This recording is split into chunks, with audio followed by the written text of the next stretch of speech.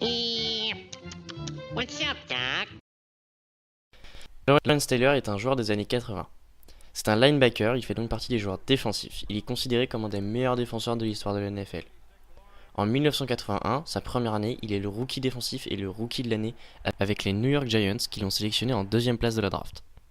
Après une première saison discrète, Taylor finit la saison 1982 avec 7,5 sacks et une interception pour un touchdown de 97 yards en seulement 9 matchs.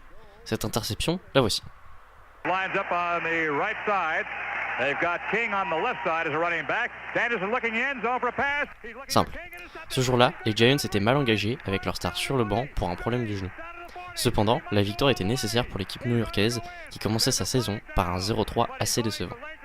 À la fin du quart-temps, New York envoie donc son numéro 56 sur le terrain. Et ce soir de Thanksgiving 1982, ce fut une sorte d'orgie défensive que Lawrence orchestra. Il provoqua 3 pertes de balles et 7 interceptions. On peut dire que ce soir-là, Taylor a battu tout seul l'équipe des Lions. C'est la seule fois de l'histoire qu'un joueur de la NFL a produit un si grand effort. Logique, avec 22 joueurs sur le terrain, c'est dur de se faire une si grosse passe dans le jeu. Malgré cet effort incroyable et cette victoire, les Giants, qui avaient dans leur roster défensif un joueur qui sera donc nominé 2 fois meilleur défenseur de l'année, n'iront pas en playoff. En plus de ça, Taylor sera un pro bowler pendant ses 10 premières années en tant que pro.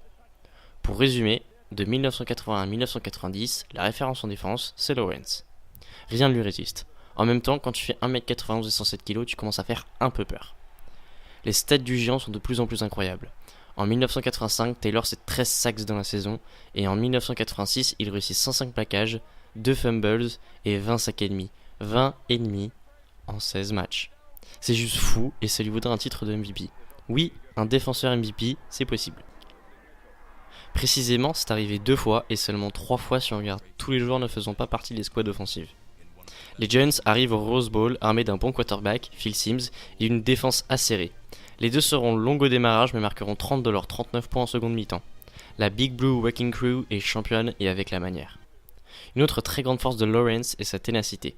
Il le prouvera par exemple en 1988 pendant un match contre les Saints de New Orleans où il réalisera 3 sacks, 7 plaquages et 2 fumbles avec une déchirure musculaire à l'épaule.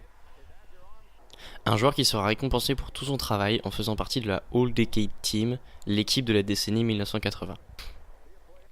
Il sera de nouveau champion en 1991 face à l'attaque de Buffalo qui avait marqué 95 points dans leurs 2 matchs de playoff et qui ici y seront limités à 19 points. De leur côté, les Giants ont défendu et ont gagné sur le fil. Ils auront gagné un titre bien mérité et c'est le deuxième et dernier Super Bowl auquel Lawrence Taylor participera. La saison 1990 sera sa dernière saison flamboyante avec 10 sacs et demi et une interception.